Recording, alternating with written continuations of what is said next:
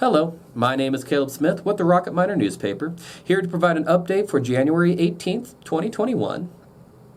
As an editor and reporter, there are many times where, as a member of the Rocket Miner staff, I hear about something a little bit earlier than the rest. Doesn't happen all the time. Sometimes there's some strings attached. Sometimes there might be an embargo saying we're giving you this information, but you can't release it until a specific date. Sometimes it's information that's serious enough you're trying to get independent confirmation. Sometimes you hear something off the record and you're working to try to get it on the record. We know lots of stuff, but we can't report on all of it because sometimes there's additional work to be done, or we just have to wait for some pieces to come into place.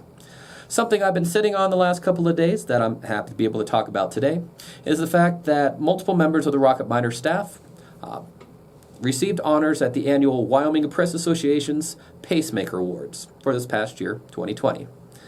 I was blessed to have a little bit of the inside track because one of the award ceremony organizers reached out to me to ask for pictures of certain members of the staff.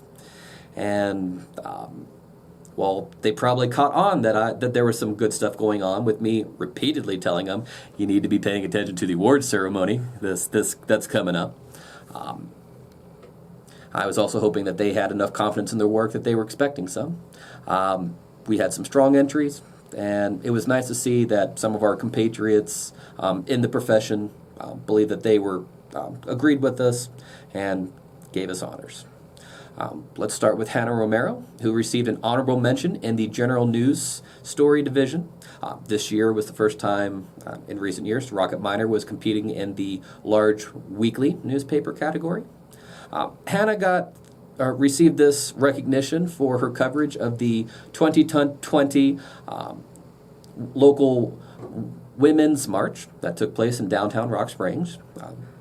She followed the route in addition to listening to the speeches that were hosted in one of the meeting rooms at the Rock Springs Library afterwards, listening to people talk about what progress they've seen, what they're happy to celebrate now, what men and women can do going forward, and what are some of the goals and challenges that they believe are still facing. That's what her story captured, and certainly the judges enjoyed it.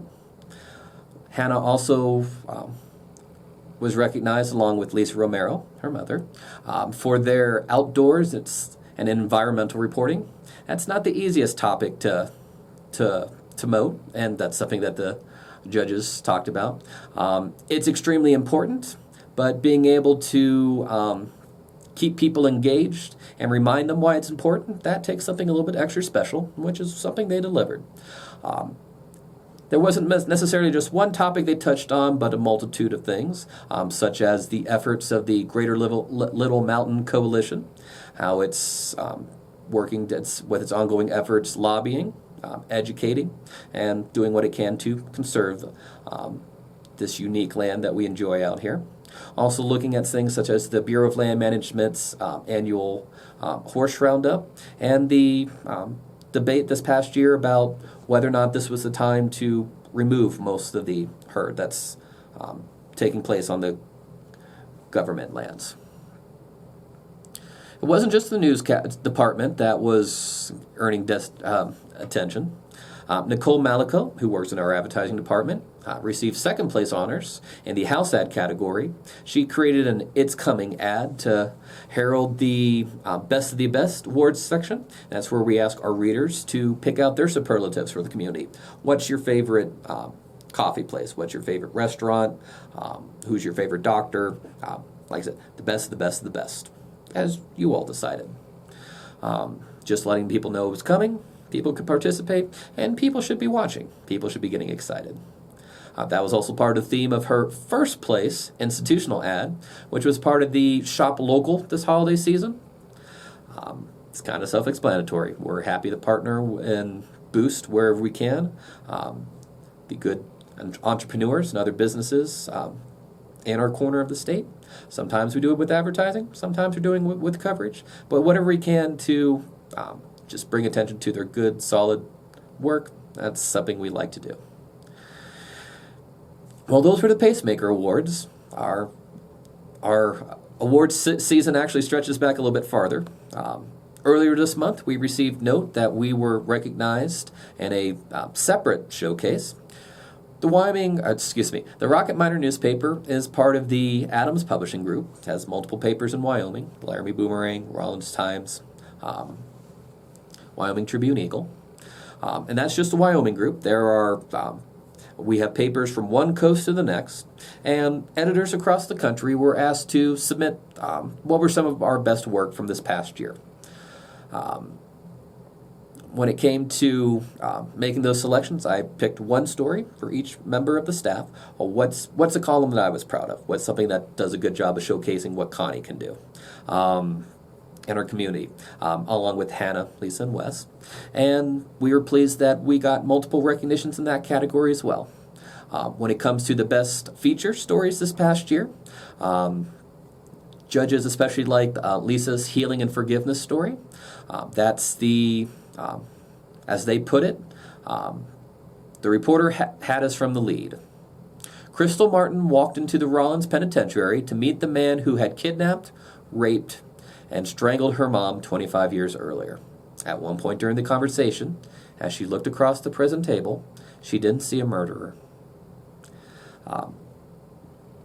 The ensuing story goes on to follow and the inspiring, in some cases honestly shocking story of a woman who continues to live with personal loss, who has chosen to extend second chances to those who hurt her and her family so deeply. We also received recognition for a sports feature by Wes Magagna. You may remember the Rock Springs football player who was injured in the 2019 preseason, had a massive head injury, had to be flown to Salt Lake City. And after that initial story, we had Hasiel's comeback trumps his setback, talking about just the fact that he shocked a lot of people's expectations. Some of the odds his family and friends were warned about were quite sobering at the time. And the fact he's still with us is exceptional. The fact that he's made great strides in putting himself, rediscovering his place in our community is noteworthy as well. And also, and this is a self-brag here, we are recognized for our digital initiatives, this YouTube channel, or this YouTube video that you're watching through Facebook or some other social media. Hi, Twitter followers. God bless you. That's something that I, Hannah Romero, and Chase Galley over the summer came together. This, for those of you who haven't been with us for a while, or you might have, or maybe just didn't catch it at the beginning. We started the beginning of the year with a number of video podcasts looking at like sports, pop culture, things that we found interesting that was to supplement the pages that we provide. As COVID-19 as local numbers and concerns began to rise, we started to use that to get some of those breaking updates that were coming, that were important to get before the public, falling outside our traditional printing schedule. We've expanded it that it's lovely when we can get 4 or 5 updates a week. Sometimes we had more because we're also covering local events. We're still providing an occasional review here and there. And there's times like you're getting my personal commentary or some of Hannah's perspective, which we hope to keep providing to you. And thank you for being part of that by turning out in numbers, sharing this from time to time, or just thinking about the news. That does mean a lot to me. I know it means a lot to the rest of the staff. The last thing I want to close on today is that this is Martin Luther King Jr. Day. He was born on January 15th, and that was when the holiday was initially celebrated. When it became in later years, it became officially the third Monday of the month. Been thinking a lot about his words lately, and there was an editorial cartoon that I just didn't have space to fit in the paper, but it's a picture of the reverend with the following quote: "If you succumb to the temptation of using violence in your struggle, unborn generations will be the recipients of a long and desolate night of bitterness, and your chief legacy will be an endless reign of meaningless chaos.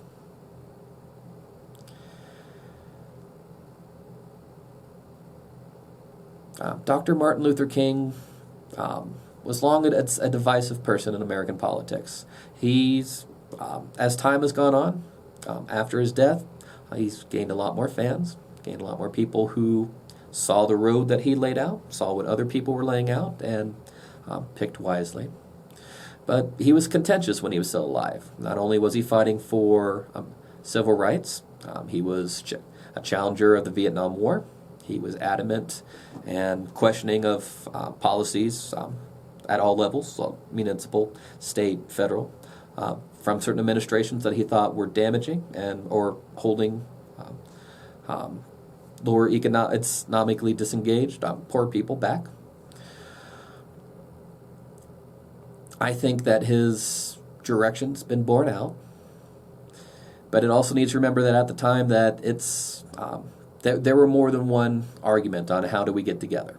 There's also some arguments that we will never get together. Why even try? To try to thread the needle, to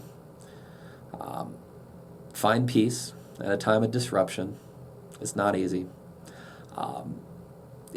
Almost any other road is simpler, is almost as downhill to succumb to violence, hate, self-isolation, hatred. Where we can, individually, within our families and friends, and even when we find ourselves in larger groups, I'd encourage you to heed his words, to strive harder. It's not going to be easy. If it was easy, we'd have it figured out already. That's part of the human condition. But striving for better, I think, is something that most of us are trying to do too. And I hope that people are successful in their endeavors, partnering with others to get there, and, like I said, sharing encouraging words, sharing warnings, wherever we can.